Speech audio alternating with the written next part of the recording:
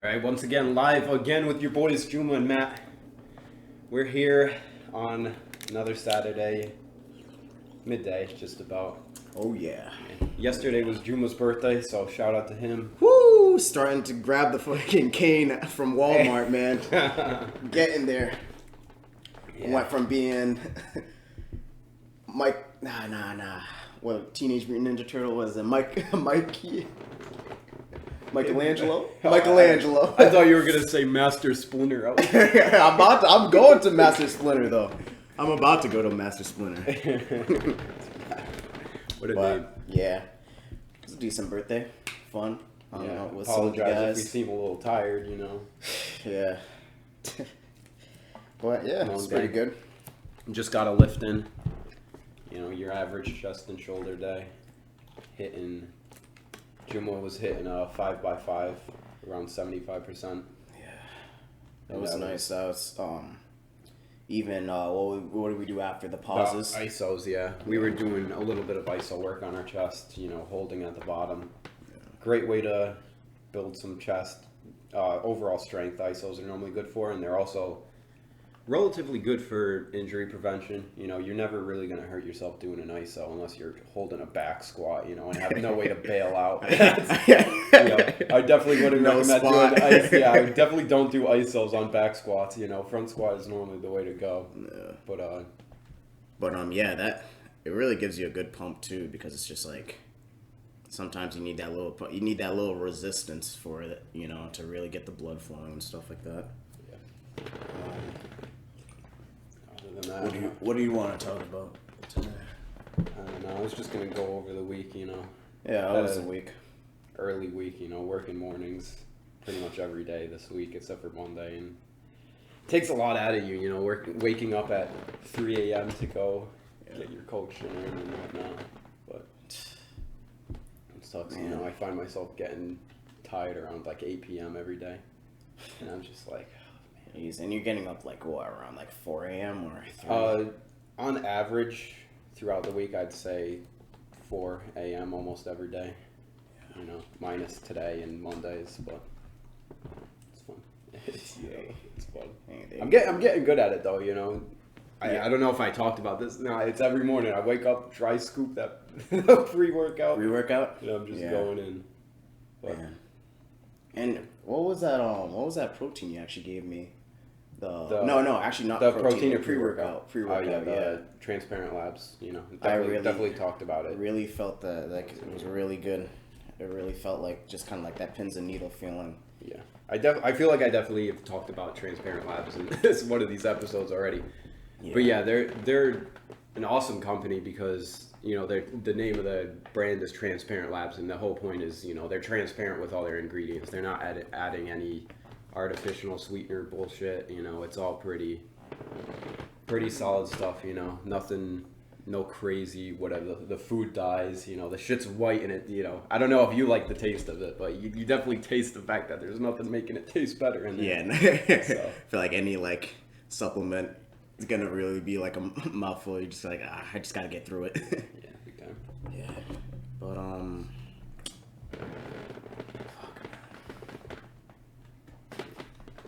I made a I don't know what you're cheesing about over there.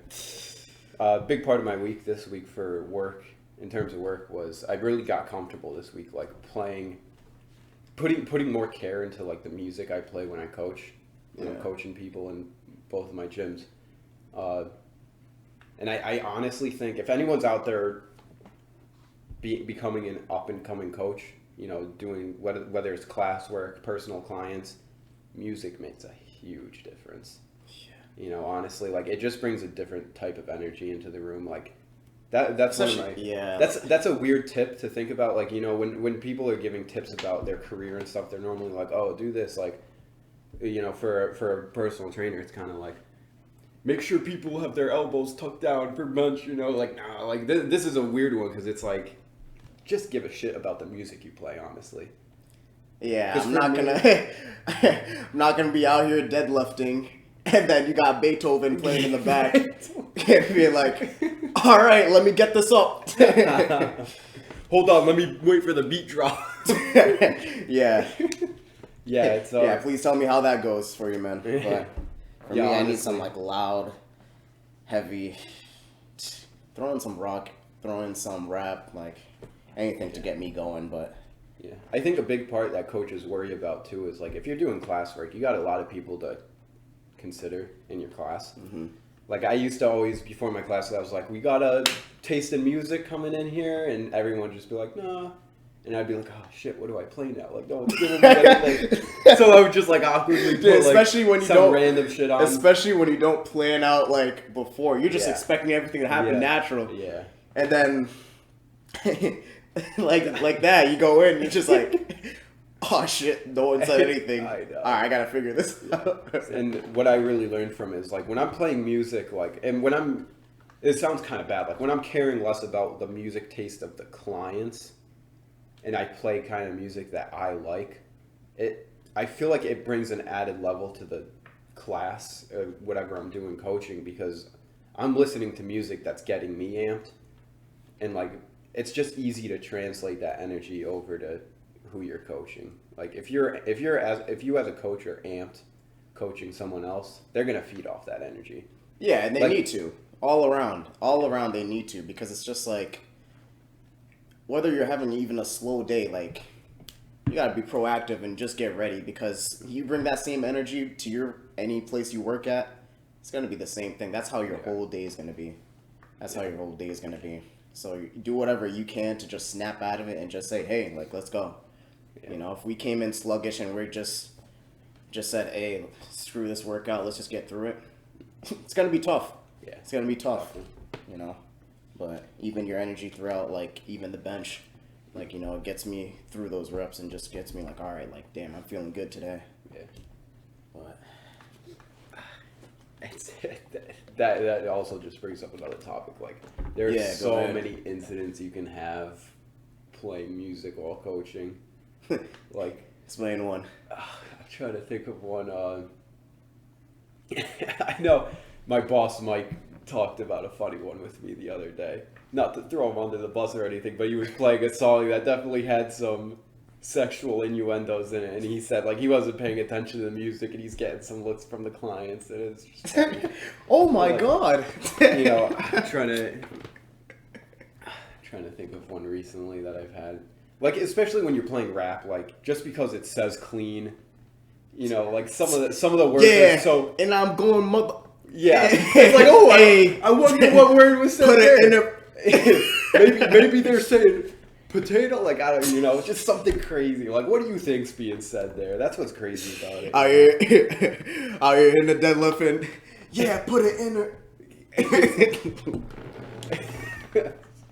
Yeah, it's the song I was thinking about was at Orange Theory. I was playing a rap playlist in Vegas. No, it was I think it was Fastlane by Eminem. Yeah. What is it? It's like Bad versus Evil, their playlist, their fucking album. Yeah. And the song came on, and there's a part where he goes, "I want to stick my pit in her A," and it's like, "Oh come on, bro! Like at least blur the whole word. Don't say the first letters." Like, and I was sitting there like, I know someone's listening to that, geeking out. Whatever, you know. It happens. It happens to the best of us. Does, man. Can't be perfect, man. Yeah. But it's the moments. It's those moments you gotta really enjoy. Sometimes, man. Yeah. All part of the process. Shout out Alfredo, man, taking monthly progression pics.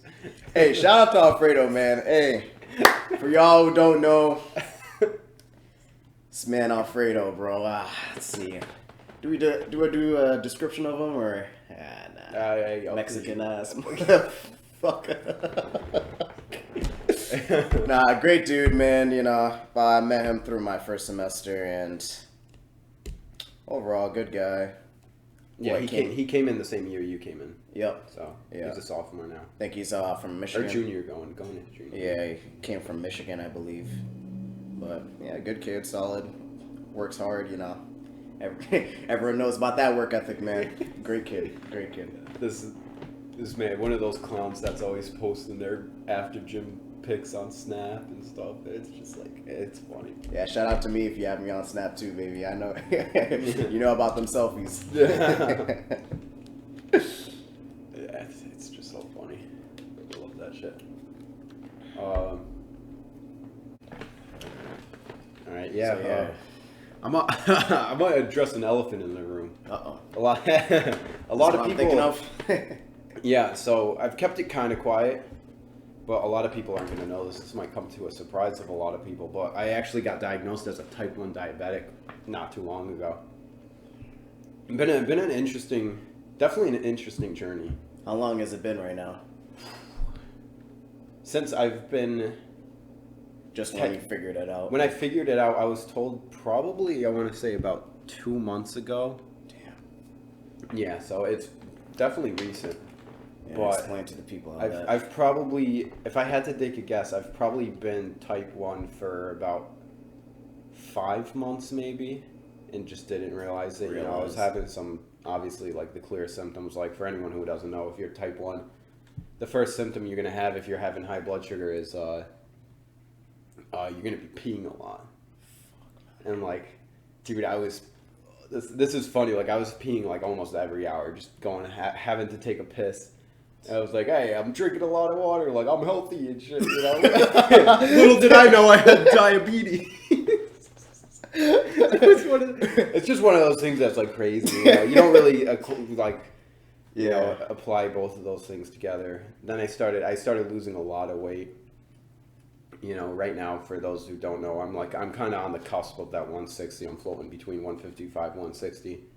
And back just about like 3 months ago, I weighed 120.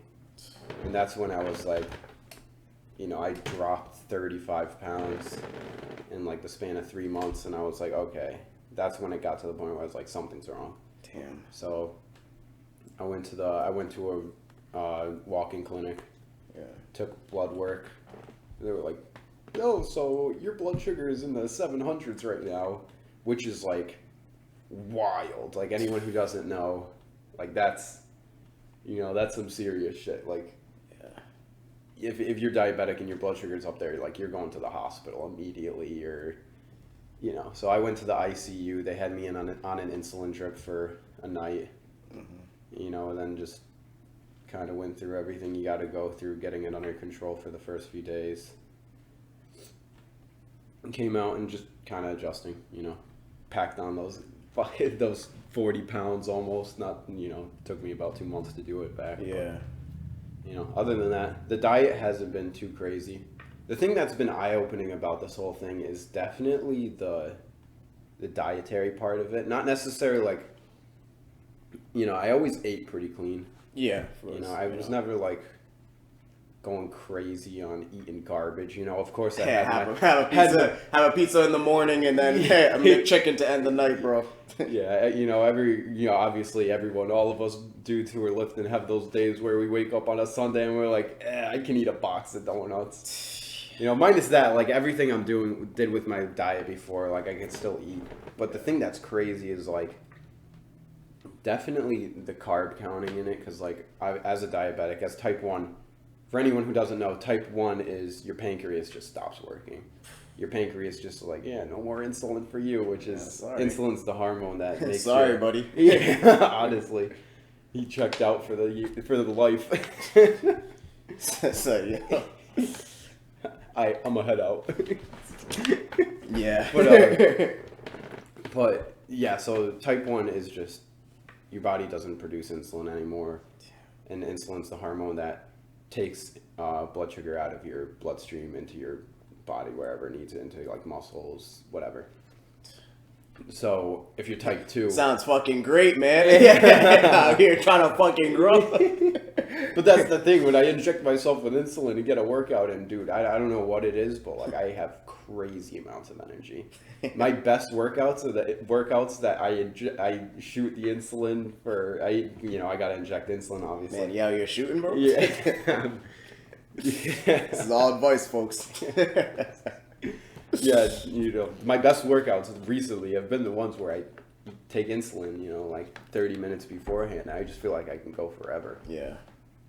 But yeah, so I'm not taking EPOs out here, everyone.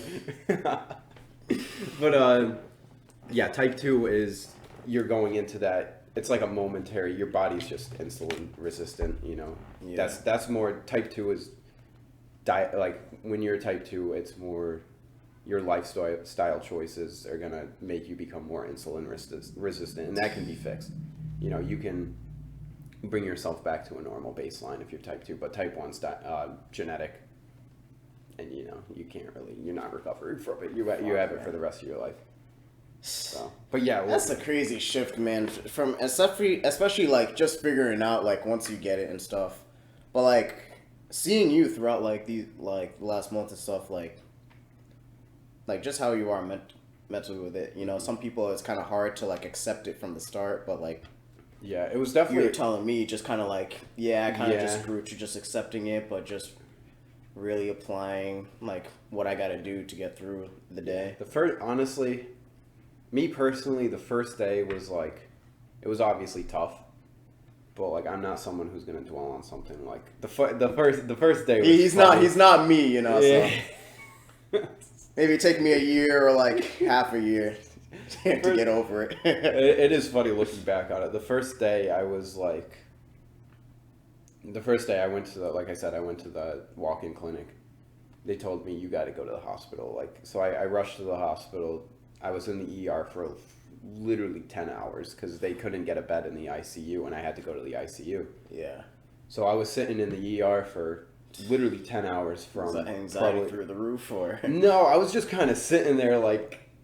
Shit, like this is my life now, like this is crazy. And I'm, you know, when you're in the ER, you know, everyone knows like you can't do anything. I'm just sitting there on my phone for literally 10 hours. Yeah, I feel you. I was there from 2 to, I didn't get a bed in the ICU till, I don't think I was set up in the ICU until like 2 a.m. Yeah. So I was just sitting there and I was like, wow, this is crazy. Like this is really how it is now. And like, because I had that much time just like kind of sitting there in my own thoughts, I was kind of like, okay. You know, I just got to go one day at a time. And then by like the third day in the hospital, I was like, all right, I'm out in the real world. I know what to do. Like, but yeah. Hey, shout out to Caroline, man. Honestly, you out through this. Honestly, big time. Without Caroline, like, this would be way tougher than what it actually would be. Cause you'd be still beyond that.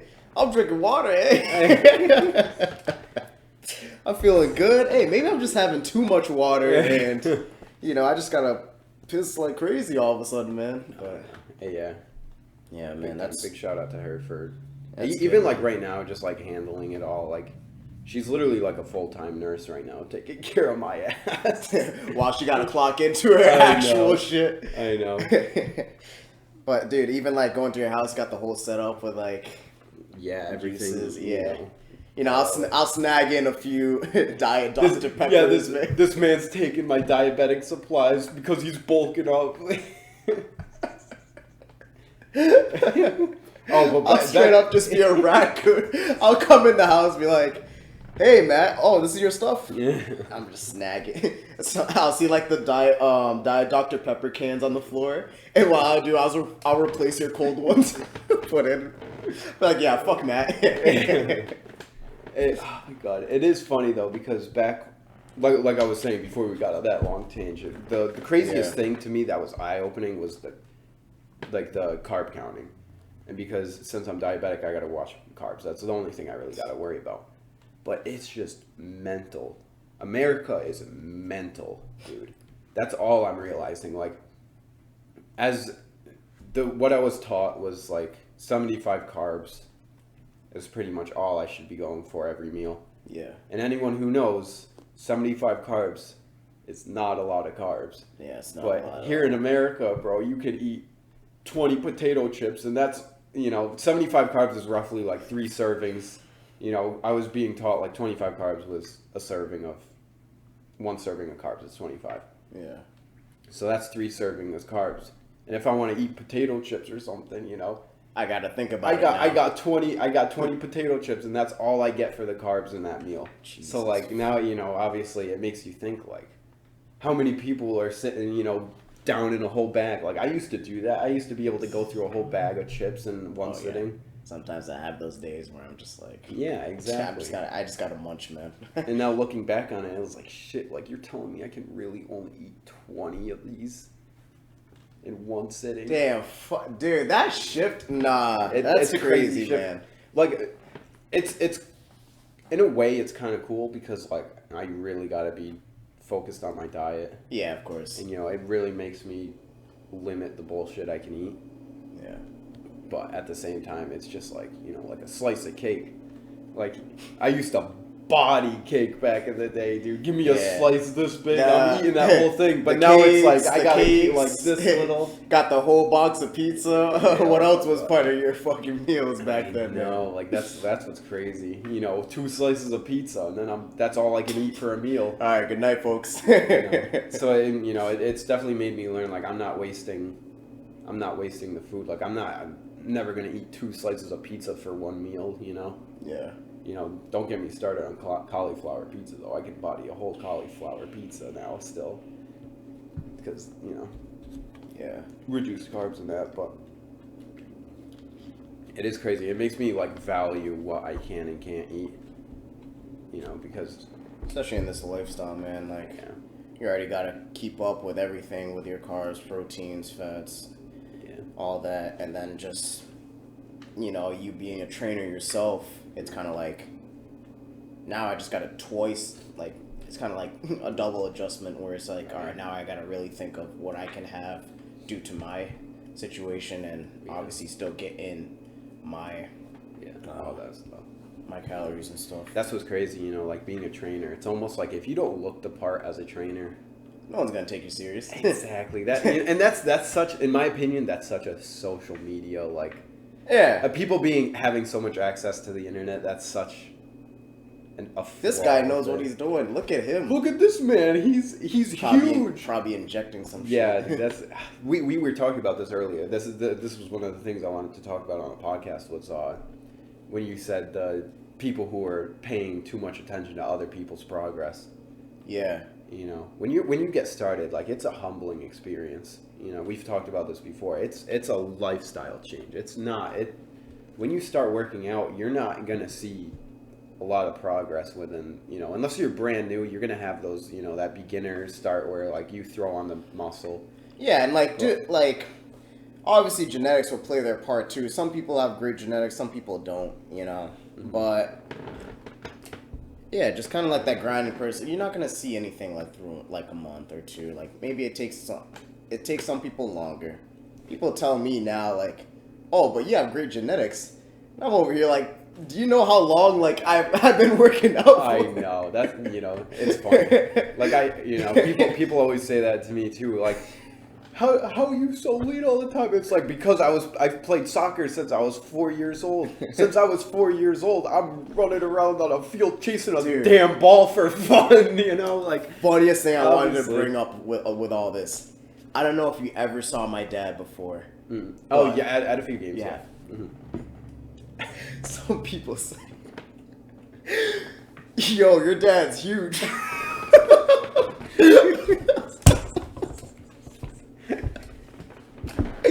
Dude, I'm like, no, motherfucker. My dad's not huge at all. Shout out to Kobe Sr., but no, man. He's been a runner his whole life, you know what I mean? He's been a runner. Great runner, too. Like, cocky as hell.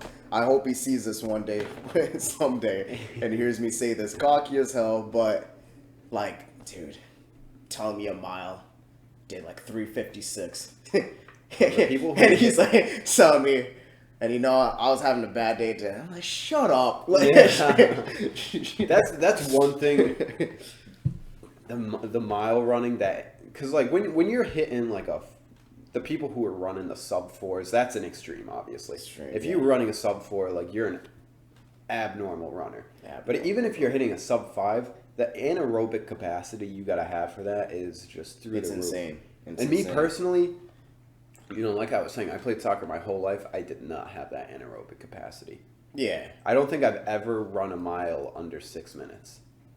I think the fastest I've ever ran was like a 6:15.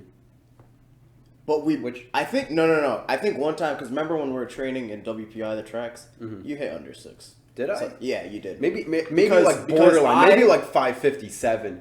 No, 5:50. You did actually good. Okay. You did really good. Either way. Yeah. You know, there's some people who are, you know, training and they're like, oh, I hit 5:25, no problem. And it's like, bro, like, I don't think, you know, definitely like if I worked for it, like just drilled myself down and really went for it, it would take me a while, but like, yeah, my body is just not built for that. Yeah, and then actually thing, like, you know, like, going through that shift, because I actually used to be, before even soccer, I used to be a runner. So all my life I did cross country, you know, just because, you know, following the dad's footsteps a little bit, waking my ass up at 5 a.m., dude. I used to be I would be pissed sometimes. Like, I was like, I don't want to do this, like, you know what I mean? But you get me up. And if I can go back and change it, no. Like, not only just in running, but as a person, it really helped me just be like, you got to put in the work no matter what, you know what I mean? Yeah. So, like, even just having that discipline, waking up early, just doing it, like, doing it for, like, 3 years. This is, like, around, say, 7th grade, that's when I really started, like, pushing with my dad, going out in the morning and stuff, hit, like, 5 miles, and it was a work in progress, because he even said it, like, even throughout my middle school, he'd be like, he won't sugarcoat it at all. He'll be like, you're not going to do great 6th grade. Mm-hmm. Yeah, imagine me fucking 12 years, like, oh, great, thanks, Dad. Yeah. But he'd be like, you're not going to be great 6th grade. 7th grade, you're going to be decent. But you just got to keep going. And he even tell the other parents that throughout, like... But it's honest, though. Like, I respect that. Yeah, that's why... you know, I was growing up with a coach who told me, you're never going to play D1 in your life. Get your head out of your ass. Don't even think that. I'm sitting there like... Got your fucking shirt over your knee.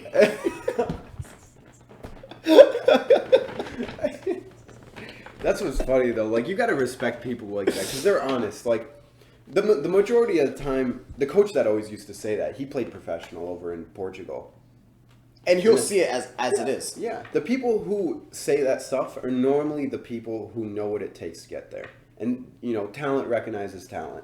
Exactly. Like, when I see someone who's just clearly just head and shoulders talent above where I am, I don't look at them and like, oh, they're lucky. That's genetic. They were born with that skill. It's like, no, like that kid was probably out there grinding every day, putting the work in early in the morning, getting out there with a ball at his feet.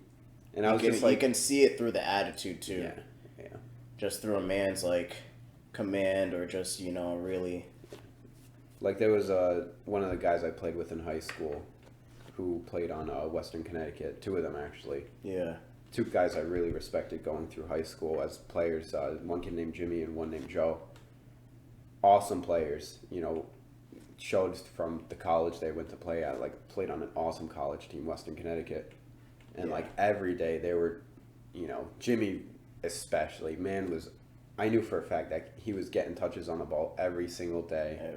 And I respect it. Like I always said like, I want to be a great soccer player. I want to go far in the career. But when you're just, you know, you don't, sometimes, you know, I personally just didn't have that drive to wake up every morning and, you know, play soccer every single day. Go out and no matter what I did, at some point of the day, touch that ball. And, you know, these kids had that drive. Yeah. You know, I respect it. But it shows, you know, exactly. as time goes on, that gap just gets bigger and bigger. Like maybe when we were like 10 to 12 years old, like the gap was little, like you couldn't tell the difference, but you know, the minutes add up. Exactly. Just going back to that point, like, you know, he says 6th grade you're not going good, 7th grade you're not going to be good, but like 8th you got to really push. Yeah. And this is kind of like this kind of shifted my mentality throughout races, especially in cross country. Man, you're in your mind each mile as you're going.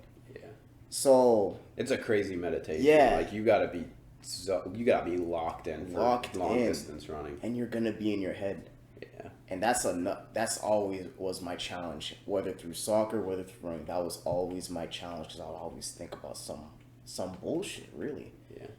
And so when 8th grade was coming around, you know what I mean? Now we got like a little 2.5 experience to go close to 3-year experience of just running. I was good, yeah. You know what I mean? Everyone, you got the people who be like, oh, this kid's good. You know, could be average, but like I was there when I was just, you know, really doing great. And I would have this one kid. We were neck to neck, but he'd always have that strive. He'd always get me in the, for the past like 3 or 4 meets. He got me. He'd beat me, you know what I mean? And my dad told me one day, he said, Juma, you have it right now, but you're letting this kid beat you. Like, you know, but it's not that you're not good enough to beat him. It's just you're not thinking you can. He's like, I want you in this next race to really push it, and I'll tell you now, when you do that, you'll do it every time. I feel that. 100%. Yeah. So like the next meet came in, I did it. I pushed it 100%. I just said, fuck it. You know what I mean? Like, he said, like, just go out there, just do it, and really just trust myself. And once I did, it was like, damn, like, all right, it's first game, first meet. Second meet came around. Sometimes I'll have a slow start and then really push to the end. Still got it again. Rest of the meets, I got it, you know what I mean? I got it now. And it's just like, you really just got to tell yourself, like, don't worry about it. Just really push yourself and you can get it, you know what I mean? You can get it every single time. Yeah, big time. That's one of the few things, like, if I could take back something from my childhood, when I was talking about playing on that ODP team, the Connecticut team, if I could take back one thing, but this also comes, like, I just didn't have that, like, that mindset back when I was younger, but now it's like, looking back on it. You're learning every day. Yeah. Back then, it was like, back when the team used to, you know, you would practice, and then if you were playing well during those span of practices, you would get picked for the tournament teams. The teams would actually go and play against other teams. And it got to a point where I didn't get picked for the teams, and I just got discouraged, and I was like, if I'm not getting picked, I'm just going to stop playing. So, like, I wish back then I just stuck to the grind, and I was like, whatever, I didn't make it this month, but I'm just going to practice that much harder and try to make it next month. But, like, you know, back then I was just like, I just want to play. I'm not going to waste my time with this. Yeah. So I wish that if I could take back one thing, it would be sticking to that team and kind of going through the grind, just playing with them, instead of thinking, like, oh, I'm never going to be able to make that team just because look at the talent around me. But damn, I didn't. Yeah, we kind of had that mentality back then. Yeah. So, you know, definitely something I didn't really think about it too much until I got to Becker. Yeah. Where, you know, I was starting every game. Yeah, I feel you. And thinking. Yeah, and when you're in that position, you're kind of thinking like, okay, this is a shift because I'm not used to this kind of a little bit. Exactly. I'm not saying, like, you know what I mean, whether you started or not. Yeah. It's kind of like when you do, now it's just kind of like, okay, I'm in this position now. Yeah. And in my whole life, there was probably the span of 2 years where I played on a different club team. Yeah. And then my senior year of high school were the only 3 years going up into college where I had a cemented starting position. Other than, like, you know, obviously my travel soccer team, but, like, we're, you know, that doesn't count. I'm talking about, like, club, you know, a little higher level. Yeah. But, like, other than that, I probably had only 3 years of cemented starting play once I got into, like, older competitive soccer. Yeah. Which is a lot, but, like, when I played club with my, you know, with the team I played with when I was older in high school, one of the last people off the bench. Yeah. You know, high school, I wasn't, you know, starting until senior year, really. So. Yeah, it was just one of those things, you know, you kind of. And then when I came to Becker, I was like, damn, like, I see, you know, there are some people that, you know, you see some people grinding for those starting positions, and it's like, you know, I get it, but I'm going to do the same thing. I'm going to grind, and I know I'm not losing this starting position. Yeah. But. Hey, it's a little bit of a soccer topic.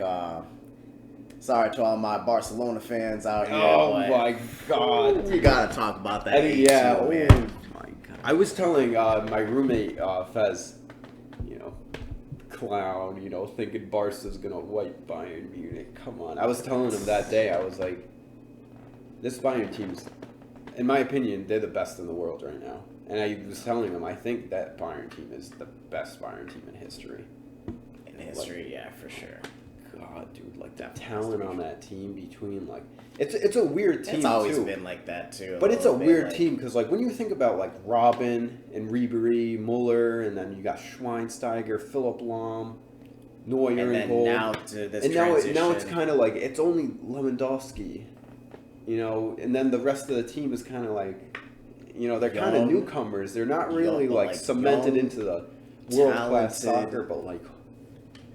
When you watch that Bayern Munich team play, you see something that's kind of bias over here, man.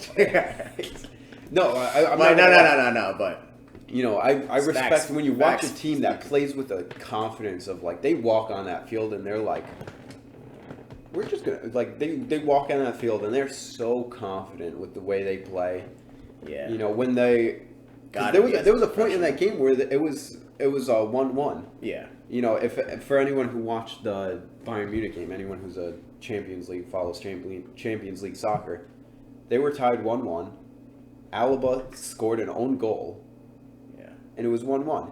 And the whole team, the thing that stuck with me in that game was watching Neuer kind of just like picked up Alaba. He was like, "Don't worry about it." The whole team seemed so relaxed, like they just scored an own goal in probably the biggest soccer stage in the world. Yeah. And none of them gave a shit. They were like, it doesn't matter. Like, we're still going to win this game. And that's the thing. Like, that kind of confidence, when you see a team play with that kind of confidence, you know there's something going on behind the scenes where they're like, they know really they're the shit. You know? Yeah, dude. And just like, crazy. It's kind of like another thing that you mentioned before, like kind of like with the Barca's team, like you said, kind of like when Iniesta and Xavi kind of took off. Yeah, it just the playing style just wasn't there. Yeah. It felt like, you know, because those I feel like those two guys carried that tradition of that tiki-taka passing. You know, it's just passing is most important. You get the ball to Messi, let him fucking do his thing. But right now, it just, you know, I don't know. Feels like something missing. Yeah. You know, I like. Don't get me wrong. I still love watching Barca play, but it's not what we grew up watching. Yeah, of course. Everything's just changing up, dude. Like our goats are getting there, just like me. Yeah. You know, they're just getting, they're getting their staff ready. You know. But like, you know, thinking about Pirlo managing Juventus now. Like, got Lampard on I Chelsea. know, it's crazy. My man Stevie G making his way to Liverpool, baby. That's gonna happen soon. You know that. Even like Zinedine Zidane, you know, man's going to Real to manage, and I mean, you know, watching that 2002 World Cup, he's headbutting some man. Dude, and was thinking that Ramos, no, it was 2006. Thinking even that Ramos was part of his teammate during his last time there, and now just coaching him like. I always forget about young Buck Ramos at right back, dude. That guy I always thought he was a dog at right back. Man's a dog in general. Just his mentality. Speaking about right backs, Trent Alexander-Arnold on Liverpool. That man's got to get out of right back. Get out of right back. He's getting wasted there, dude. I think he's getting wasted there. Don't get me wrong. He's I mean, he's still young though. Like, what you mean by wasted? Bro, put him at center mid. Oh, center mid. Oh. He's got talent, dude. That kid. Center defensive mid. Even that, like, don't get me wrong. Like, I think he's a good defender, but I don't think his defense right now is the best ability he has. I think honestly, his just vision and exactly. Yeah, okay, his vision. For a kid that young to be picking out some of the passes that he does. Oh fuck yeah! Like, yeah! God, bro, he's getting wasted at right back. I'm no Jurgen Klopp, you know. But come on, dude, you gotta see that kind. But all right, here's the thing though. Who else he gonna throw back there? That is very true. Who's got? That's the thing. When you have a team like that, like with Liverpool, where they're just stacked all around. Like, you know, getting there, and they're clearly doing nothing wrong. So, like, getting there. Obviously, he's gonna stay there, but I guarantee you, at some point in that kid's career, he's moving to a different position. Whether he stays on Liverpool Or not. Or go somewhere else, he's moving to a different position. Different position, yeah. 100%. And I think for the fact of Liverpool, it's just until they find the right back who can take that spot. Yeah, because that's you just gotta have that solid back is what we needed. A solid keeper. Oh my god. I mean, hey, I might be being a little biased here, but no, that for any Liverpool fan, bro, we know the struggle we went through in that back line, man. Jesus. Yo, what are you talking about? Lovren is nasty. Forget Lovren. We out here talking about Mignolet, man. Some of those goals that were put in. Oh my god. Hey, Carius though, dude. Hey, nah. Shout out to him, bro. Like, I don't give a fuck what people say about that final of he messed up. That's that whole thing. Like, it's awful. You know, like, bro, that's much pressure for especially at the time of his age and just like being on the big stage. Him getting us there is good enough for me. Like, and then the fact that Liverpool was like, get out of here, and he went to where did he go? He's in it's in Germany. Is he in Germany right now? Yeah, I forgot what the club. Well, he is German, so I mean, I guess that makes sense. But like, he's not playing on one of the better German teams. Yeah, I think he can definitely be playing on a top class. Definitely, still got a career ahead. Hopefully that doesn't fuck. It will mess with him mentally a little bit. Definitely is during that moment, but. Yeah.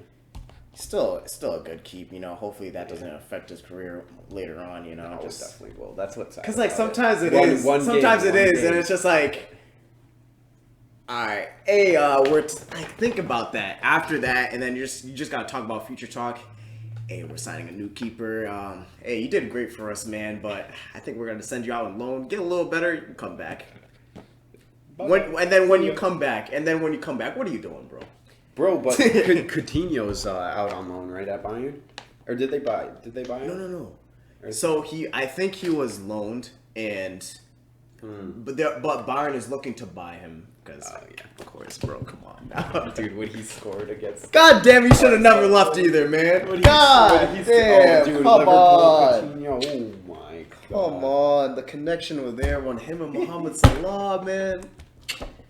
You want to talk about legends, dude? Fernando Torres on Liverpool.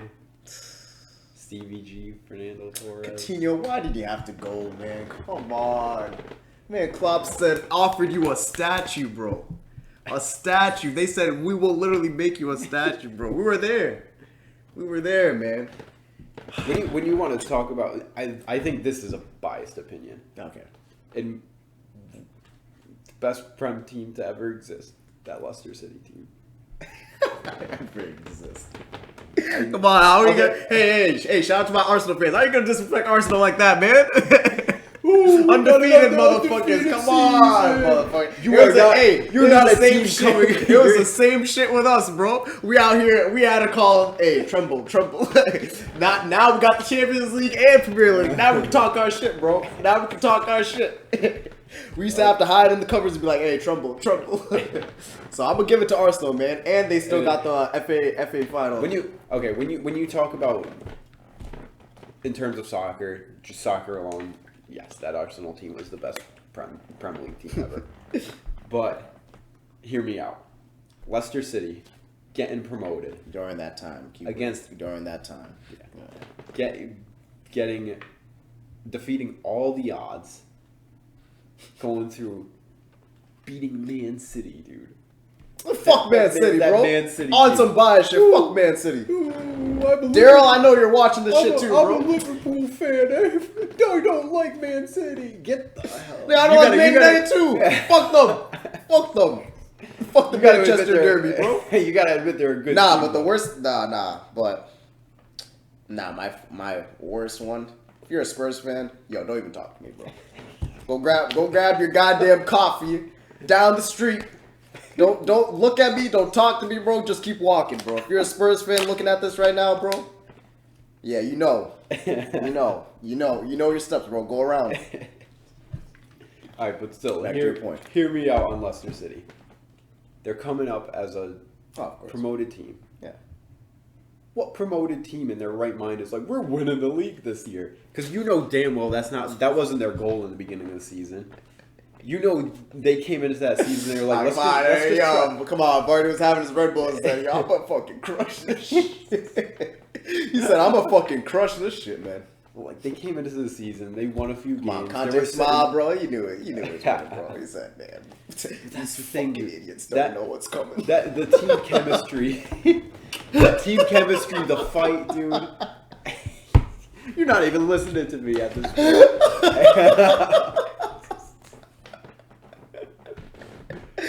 Bro, you gotta love Conte's smile, bro. Dude, oh my god.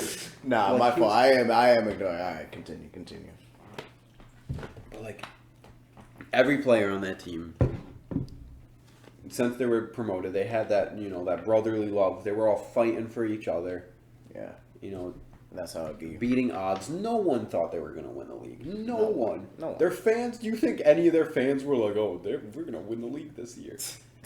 No. First coming in, like, who was their first, like, top team that they won against? It was... I think, it was either Arsenal or Chelsea. I want to say Arsenal. Yeah. I think Arsenal was... But, like, they're probably the fans coming in, but, oh, shit! Yeah, dude, that's what I'm saying. Imagine the hype behind that first, like, top-tier team they beat. And then everyone's like, okay.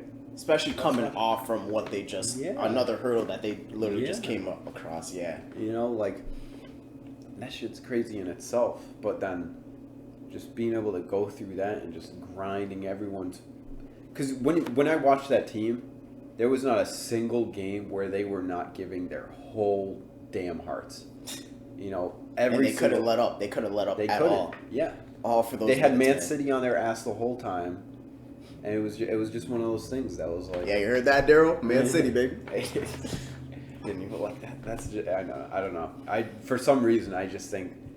In terms of the hype that they brought, that's, when you look around the whole all-around effect of a soccer team, I think that's why I think they were the best team that ever. Dude, shout out to Vardy, man, too. And that's the kind of player that, like, any club would kill for because the man's not going anywhere. Yeah. No one's going to invest money in a dude who's... How old is he? I don't even know. Like... Definitely close to 30, bro. Like... Well, no, I think he is 30. I think he's over 30. Like 31, 32? Maybe. I don't know. I know he's old, but, like, he's the dream player to have because, like... yeah, I know. And I'm out here saying I'm old. Yeah. Fucking 23 out here, y'all getting the cane. Fuck out of here, bro. But, yeah, like... Because they don't have to be worried about this man leaving anywhere.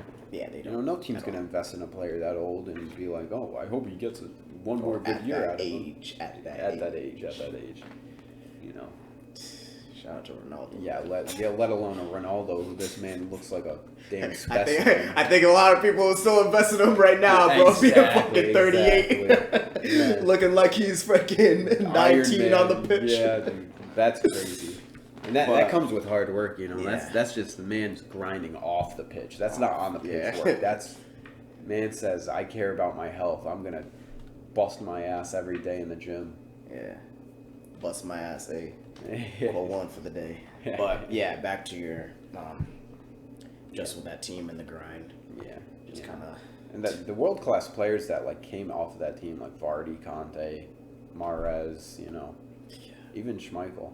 Yeah. Team was class. Like Class, man. Class. And they didn't even do too bad this season either, man. They did. What would they come in 7th or 6th? Had to be around there. Could be even a little higher. Like yeah.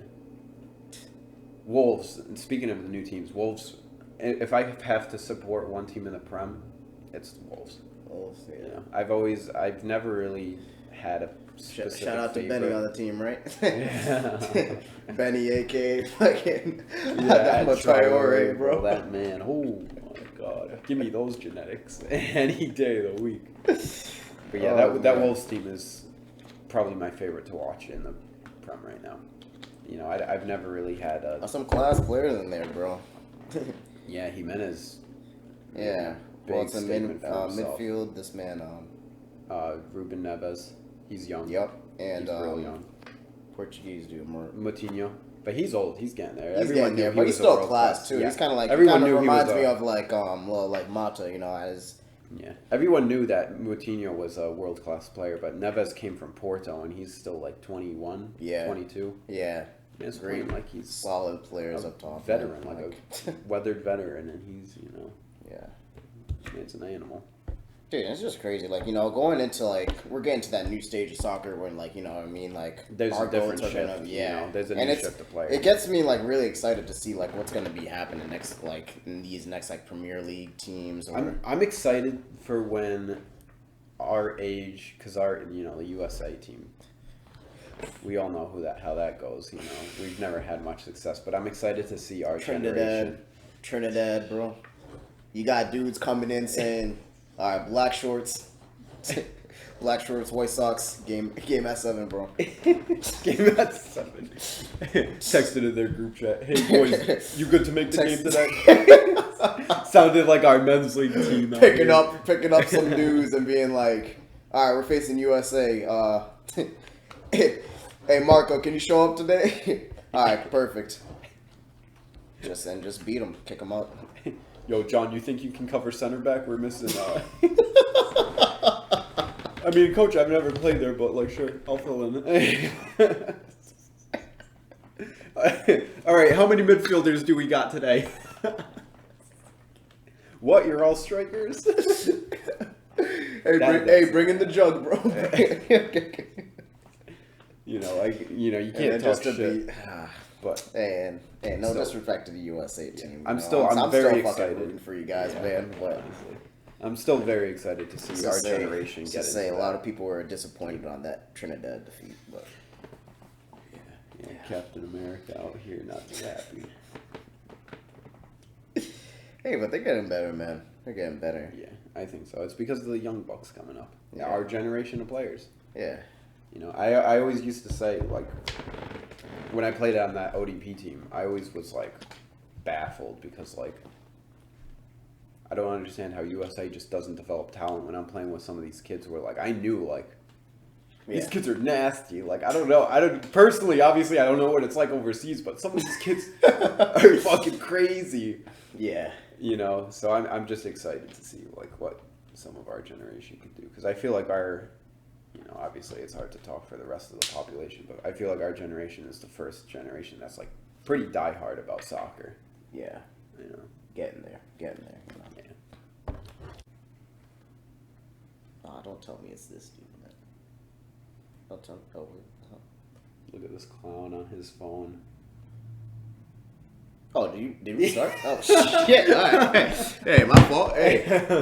Woo. That's entertainment. Yeah. All right. Well, on that note, we're going to call it here for today. This has been our Saturday episode 3. Going to come at you guys with another one tomorrow. Probably around the same time. Yeah. It's been your boys, Juma and Matt. Thanks for tuning in once again.